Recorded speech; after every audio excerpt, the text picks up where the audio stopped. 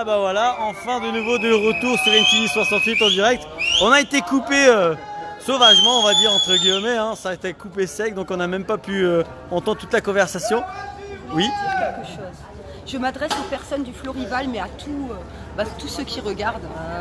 Alors en fait, j'ai eu la chance de visiter il n'y a pas longtemps la MAP à Guebwiller. Donc c'est l'association pour un maintien de l'agriculture paysanne. Donc par exemple pour les gens de Guebwiller, Sousse, Issenheim, le lundi de 18h à 19h tous les lundis, au niveau de la maison des associations, c'est à côté de l'église Notre-Dame. Alors en fait, il y a les producteurs locaux et bio qui vendent des paniers de fruits, des paniers de légumes, des fromages. Il y a un apiculteur qui vient une fois par mois. Et en plus, les tarifs vraiment sont raisonnables. Et vous avez des fruits et des légumes qui ont vraiment une saveur. Enfin voilà quoi. C'est pas plein de pesticides comme ce qu'on peut acheter en grande surface. J'ai envie de dire, nous on est dehors. On fait des manifestations, mais vraiment la révolution, elle viendra que par notre façon de consommer et notamment notre façon de nous alimenter. Il faut vraiment qu'on favorise les circuits courts parce que écologiquement, c'est ce qu'il y a de mieux et pour notre santé également. Là, quand on voit... Ouais, désolé, il y a beaucoup Non, mais allez-y, on vous entend quand même. Ouais, ok, d'accord.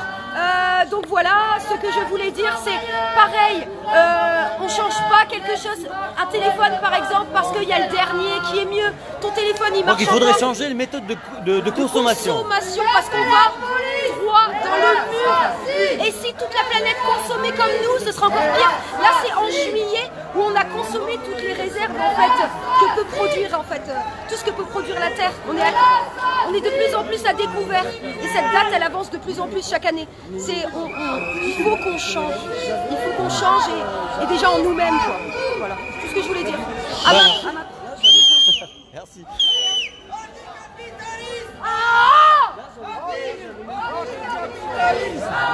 Vous avez bien fait parce qu'ils sont coincés maintenant là. Anticapitaliste. Attention, la police arrive.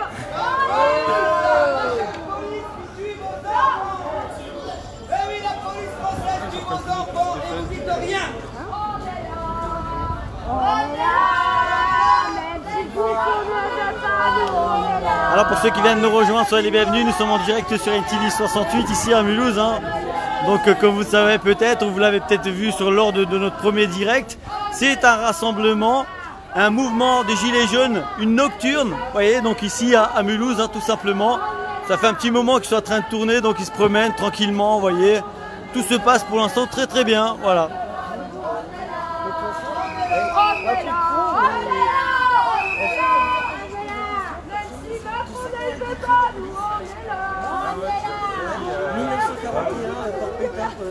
Ah, ils sont dans le total. Ah, c'est la guerre, ouais. Excusez-nous. Alors, je viens vers vous hein, au hasard, hein, bien évidemment.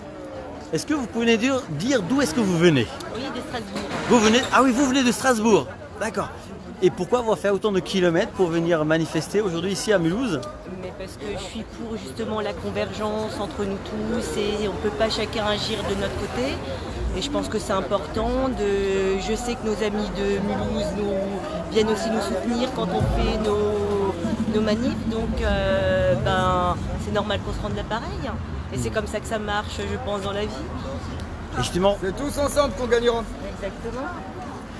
Et de Strasbourg, vous n'êtes pas venue toute seule, j'imagine? Non, je ne suis pas venue seule, je suis venue avec 11 personnes. 11 personnes. Bonsoir. Voilà, bonjour. Voilà, bonsoir. Très active dans l'Alsace. Et on est content d'être en soutien avec nos Alsaciens, Lorrains, voilà. Et donc on est là, en soutien. Et qu'est-ce que vous pensez du mouvement ici donc à Mulhouse? C'est très bien, on doit continuer, c'est très important. Voilà, ça veut tout dire. Alors, il y a beaucoup de personnes qui ne comprennent pas pourquoi vous criez comme ça. Parce que c'est un truc entre nous et on le préserve et on va continuer à le préserver parce que c'est important. Ce combat, on le fait pour ceux de demain. pas pour nous, notre vie elle est faite, on le fait pour ceux de demain. Et je trouve que c'est important qu'on pense à la planète demain, ou dans 10 ans, ou dans 100 ans, c'est trop important. On doit être là, tous ensemble, unis et solidaires. Et les couleurs de peau, etc., on s'en fout, c'est pas important, le message, on a tous la même couleur dans nos veines, c'est tout.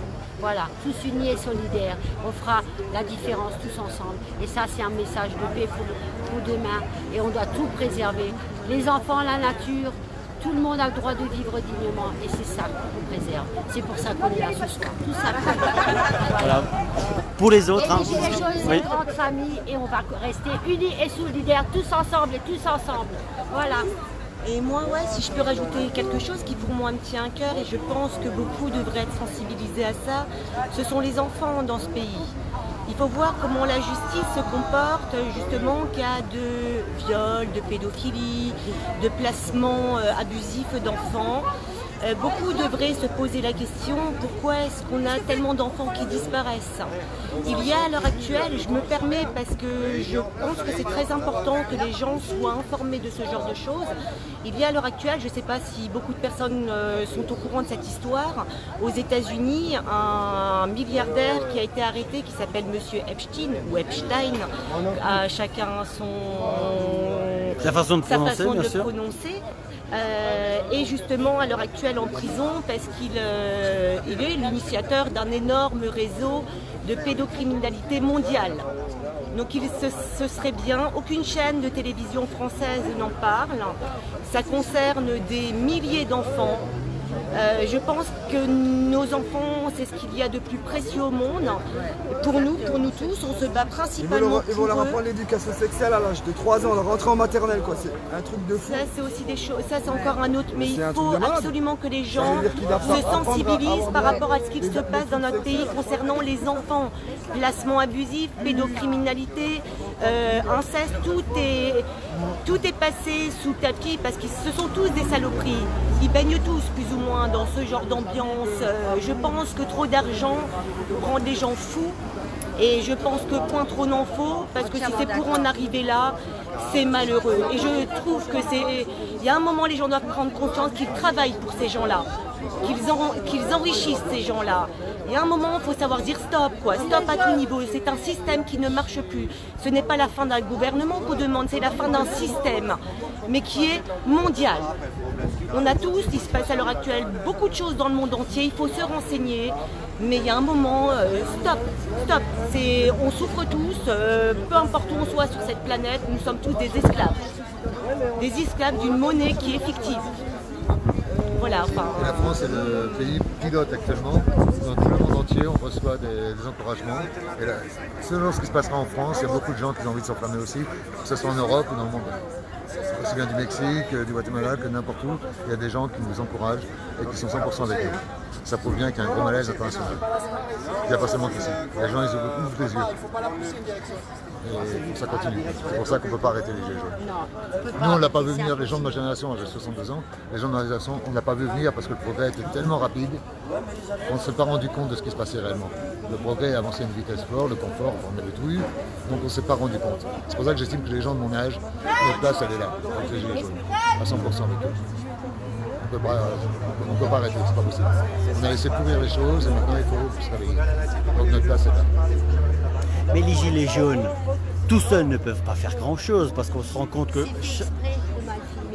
Ouais.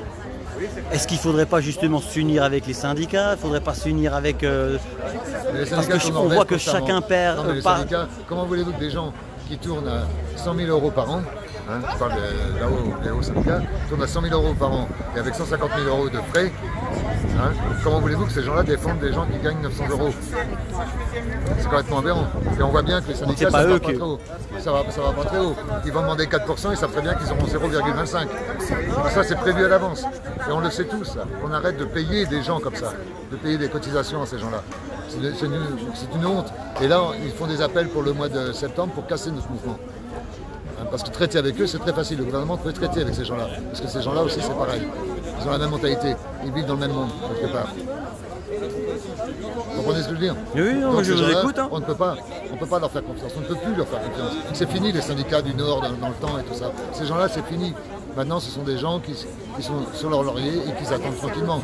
Et on voit bien. Quand ces gens-là se permettent des 150 000 € de dépenses par an, rien que pour leurs frais, et qui touchent 100 000 € pour eux, pour leur bien-être, qu'est-ce que voulez-vous qu'ils viennent défendre des gens comme nous? C'est impossible. C'est impossible. Donc il faut voir les choses en face un petit peu. On ne peut pas leur faire confiance et personnellement, je n'ai plus confiance en eux, ça fait très longtemps. Pourtant, j'étais syndicalisé avant. J'en étais délégué. Merci. Merci de nous avoir écoutés. On espère juste que ce ne sera pas coupé. Non, c'est du direct. Hein, sur NTV 68, on fait du direct. Donc, on a été coupé tout à l'heure par Facebook. Hein, malheureusement, on ne peut rien faire.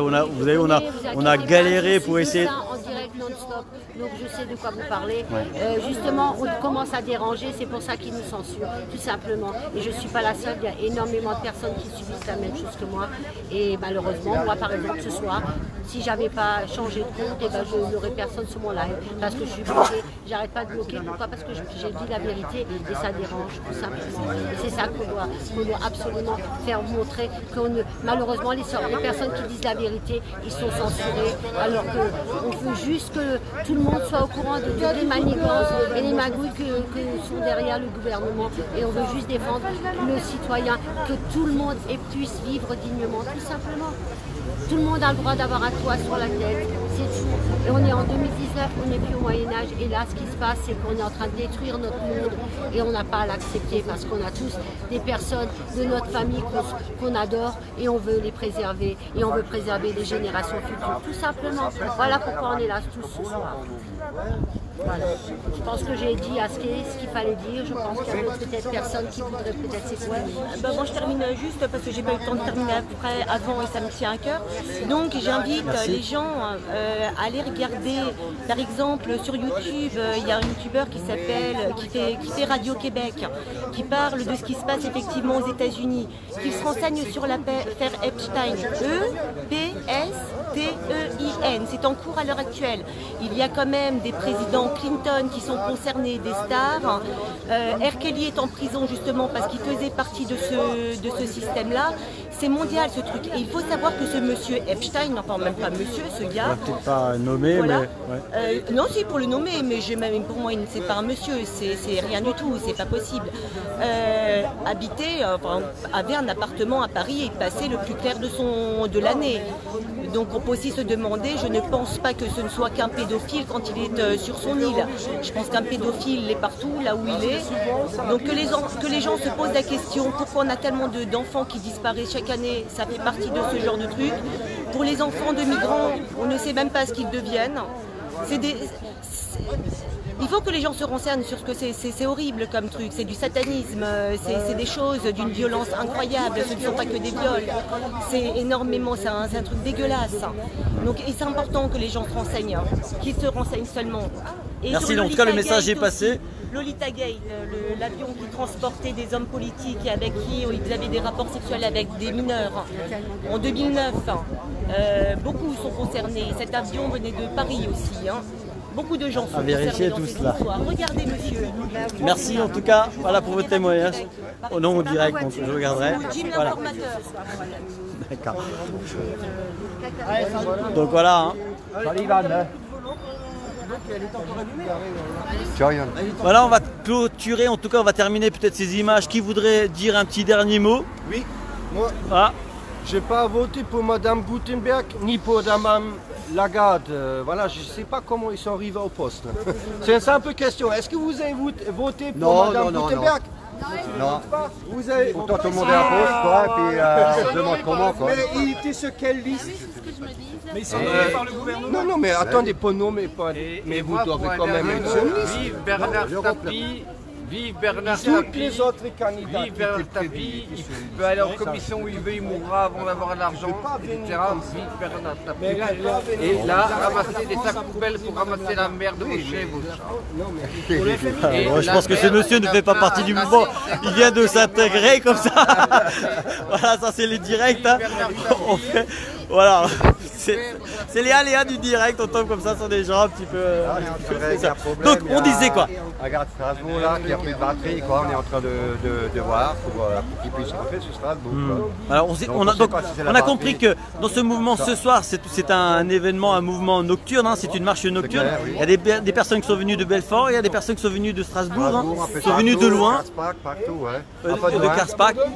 Voilà. Et donc qui voudrait terminer? Un petit mot de fin, ça serait quoi par rapport au mouvement des Gilets jaunes? Macron, dégage! On manque de monde, quoi. On manque de monde, mais ça va venir, quoi. En septembre, on espère, quoi. Le temps de regrouper un peu tous les QG, puis ça va se faire, quoi. Enfin, on espère, du moins, quoi. Puis là, c'est les vacances, oui, bon. Ouais. Bon, ben, merci en tout cas. On vous souhaite une bonne soirée. Et puis on... Merci, 68, Super, hein. À la prochaine.